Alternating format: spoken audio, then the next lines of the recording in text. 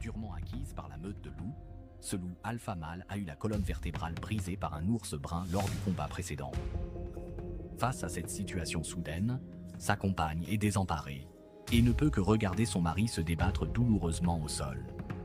En tant que chef de la meute, la blessure du loup alpha n'a pas suscité l'inquiétude des autres membres. Au contraire, le fils du loup alpha en a profité pour usurper le trône et a conduit la meute à quitter les lieux. En regardant la meute s'éloigner, sa compagne n'a pas choisi de les suivre. Par fidélité à l'amour, même si son mari devait périr, elle a décidé de rester à ses côtés sans jamais l'abandonner. Avec le temps, une tempête de neige a balayé la région. À ce moment-là, le loup alpha avait déjà perdu la vie. Le corps glacé n'avait plus aucune chaleur. Pourtant, sa compagne restait à ses côtés, semblant vouloir accompagner le loup alpha dans son dernier voyage de cette manière.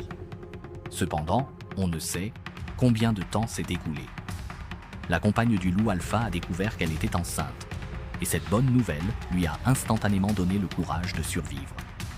Maintenant, elle a décidé de vivre courageusement avec le seul souvenir laissé par le loup alpha. En tant qu'animaux sociaux, les loups ne peuvent pas retourner dans leur meute après l'avoir quittée, d'autant plus qu'elle est maintenant enceinte.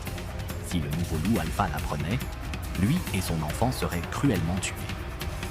Pour permettre à son bébé de naître en toute sécurité, la louve a décidé de quitter ce foyer plein de souvenirs et de chercher seule un nouvel environnement pour établir une nouvelle meute. Elle a traversé des montagnes, franchi des étendues enneigées, et après avoir parcouru plus de 1000 km avec difficulté, elle est arrivée au Mont Blanc, le plus haut sommet d'Europe. Après avoir inspecté les lieux, Giro a découvert que le climat y était agréable et que la nourriture était abondante.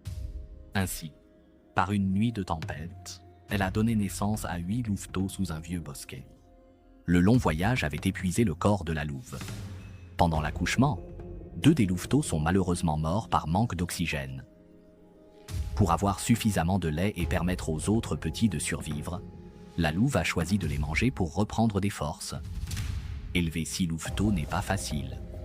Si elle faisait encore partie de la meute, elle pourrait partir chasser en toute tranquillité, laissant les autres membres de la meute l'aider à s'occuper des petits.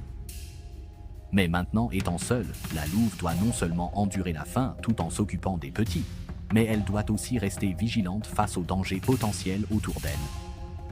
Un lynx les a pris pour cible. Heureusement, ce lynx se contente de les observer discrètement, cachés dans un trou d'arbre bien dissimulé. Les 3 petits du lynx attendent également d'être nourris. Après avoir constaté que cette louve ne représentait pas une menace, il est retourné chez lui. En un clin d'œil, les petits ont atteint l'âge de 2 mois et ont pensé que la louve pourrait fonder sa propre meute ici avec eux. Mais un hurlement de loup a brisé le calme actuel. Pour protéger la descendance de son compagnon et assurer sa continuité, la louve n'a eu d'autre choix que de partir avec ses petits pour un nouveau voyage. Ils ont traversé des montagnes, franchi des prairies. Et après avoir surmonté de nombreux obstacles, cette meute de 7 loups est arrivée à l'endroit le plus dangereux de leur périple, la ville des humains, contemplant la civilisation moderne pleine de néons devant eux. La louve se trouvait dans une situation difficile.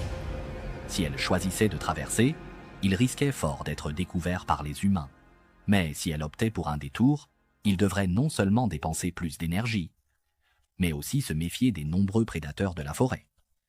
Après une lutte intérieure, la louve a décidé de prendre un raccourci sous le couvert de la nuit, car elle savait que c'était sa dernière chance de réussir. Tant qu'ils traversèrent la ville, tous les efforts de ce voyage ne seraient pas vains. Avec l'aube du lendemain perçant l'horizon, la louve, accompagnée de ses 6 petits, est arrivée à sa destination finale, le parc national de Malcandù. En repensant au voyage ardu de la louve, elle était partie des Dolomites dans le nord de l'Italie, en passant par l'Autriche. Après avoir traversé la Suisse, elle est arrivée en France, où elle a donné naissance à une portée de louveteaux au pied du Mont Blanc. Après avoir élevé ses petits pendant 2 mois, elle a parcouru 300 km vers le sud avec eux, atteignant finalement le parc national de Malcandù en Provence. C'est l'un des exploits les plus rares de l'histoire des meutes de loups. La louve portait avec elle le seul souvenir laissé par son compagnon.